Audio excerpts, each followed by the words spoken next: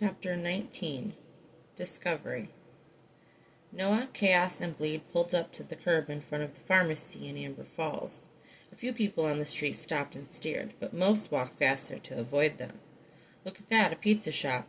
Noah raised a brow as they shut their bike engines off. He hadn't seen Lindy, and when he tried to call her, she wouldn't answer. His consistency with fucking up should have been legendary. Since he dropped her off at home, he'd focused solely on getting their business up and running. Thankfully, Tin had kept their conversations light or on work. At some point, they were going to have to interact with the people here.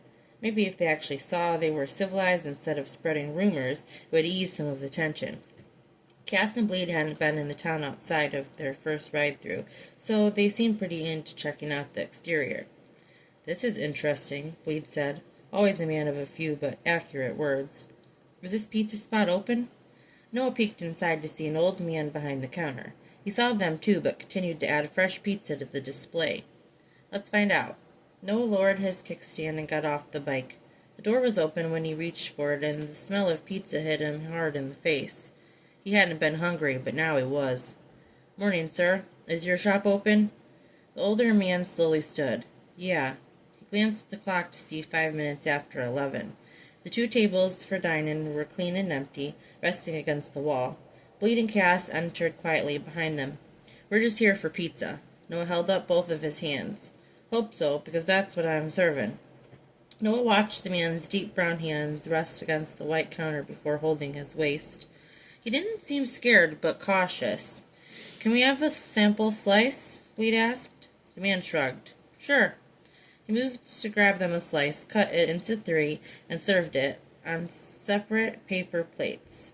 Cass was the first to grab his and had a bite. "It's hot. It's so warm and fresh," he said out loud. Noah had to grin at his enthusiasm. Bleed just made a noise as he chewed. "I'm Noah," he said, attempting to greet the man before taking up his plate. "Carl Baker." Noah nodded, deciding to skip all other formalities. "Driscoll's MC, Noah swallowed the bite of pizza he took. It was pretty damn good. "Yes, we are." Noah was careful of his tone. The man was watching them all quietly, but there was something about him, something behind his eyes that Noah couldn't quite pinpoint. "There's a lot of decent folk here. Like Langley said, we all try to get along. A lot of small towns aren't like ours. A lot of biker gangs I've crossed have a lot of issues with that." Noah raised a brow, caught off guard by the man's words. He lowered the slice from his mouth before he'd taken his second bite. "You have a point. We've met a few of those types ourselves. But it's not us," Bleed added.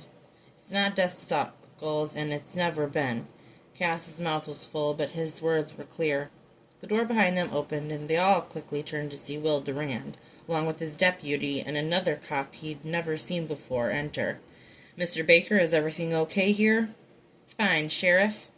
A few people were standing outside the window and across the street watching. Noah's goodwill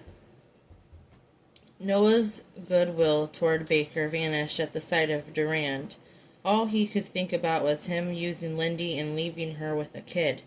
The fact that he'd ever even touched her was enough for him to get tossed through the shop's glass window.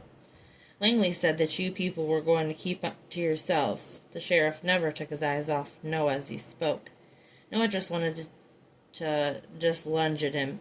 Since day one, the hate had been organic, but now?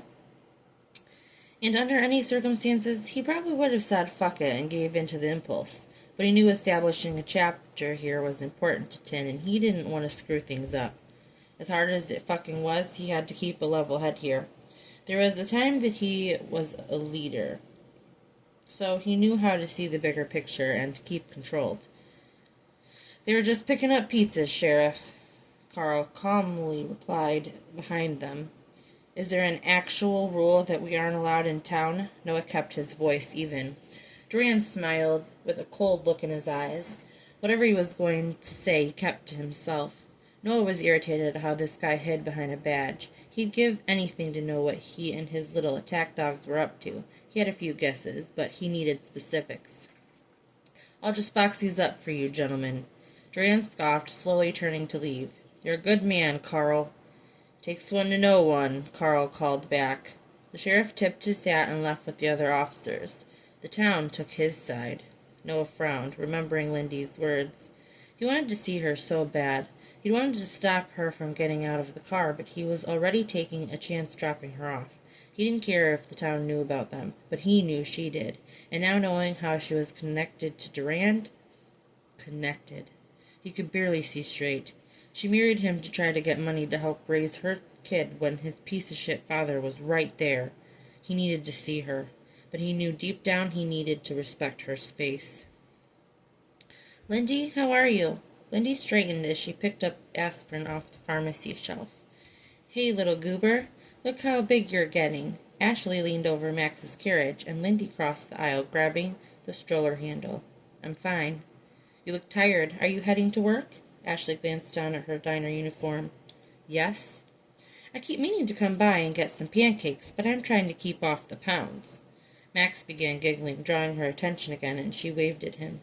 That's when Lindy saw it, the rock on her hand. Oh, Ashley spread her fingers. I'm so excited. Will and I are engaged. Lindy wasn't quite sure what she felt, but disgust was mixed in there somewhere. Ashley smiled hard in the silence that followed, holding her ring hand like it was her own baby. Was she waiting around for a congratulations? Maybe she should have said it. Then they deserved each other after all, till death do their dumbest asses part, or cheating, whichever came first.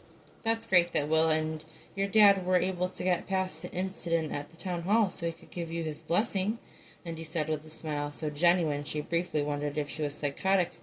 Ashley's smile lessened. Will was so angry about that property being sold, but I know you helped him calm down. Lindy moved past her to the front of the store with Max, who giggled again. Wait a second, Lindy. Ashley walked up beside her. You let yourself get used for 5 years waiting on what I have now. I know you had your heart set on being the town's first lady, but you're not. She fluttered her fingers again. I just want things to be clear. Her eyes lowered to her uniform one more time. Enjoy your shift? Ashley made sure to walk straight out of the store. Just to slap Ashley one time, straight across her goddamn face. She hated most that the spoiled bitch was right. She had wasted 5 years with Will, and now Max had a sorry excuse for a father that couldn't provide for his kid but could spend thousands on an engagement ring. When Lindy's shift was over, her feet and back were hurting. All she wanted was to get in a nice warm bath and tuck into bed. She hurried, getting the place ready to close. Mitch had hired someone new, so she was getting 2 days off to herself, which hadn't happened in... She couldn't pinpoint an exact date. The weekend was going to be Max and Mommy time. She was going to focus on him and keep everything else off her mind. It would also give Peggy a break to enjoy some time to herself. Lindy walked down into the basement of the diner. She hated being down there, but she wanted to set out extra supplies so that she wouldn't get any phone calls during her time off. The space was clean, but musty. She took a few boxes of baking mix out of the delivery box, but thought to grab 2 more since the place was so crowded for breakfast over the weekend. After opening another box, she grabbed 2 more containers. As she was about to head upstairs, she noticed some crates behind the shipment she didn't recognize. Shit, she said. She prayed it wasn't something that belonged in the freezer that had likely gone bad. Lindy looked around for a mini crowbar before opening the crate. It was full of straw. She moved it aside and it almost jumped back. Her mouth gaped wide and she looked around her before quickly putting the lid back on. As carefully as she could, she hammered the nail back and quickly escaped the basement. Everything was a blur as she locked up and left. The small packages she saw definitely weren't a new brand of baking mix. She wasn't crazy. Drugs. She'd found drugs in the diner. Mitch was moving drugs through Amber Falls? Her chest rose and fell hard. Will was the sheriff. If anything, she knew he cared about the town. He'd try to do something. But he was friends with Mitch. Lindy was scared. She didn't know what to do. Then Noah's face flashed over her mind's eye. She hadn't answered his calls. All in a matter of minutes, she found herself right in the middle of trouble again.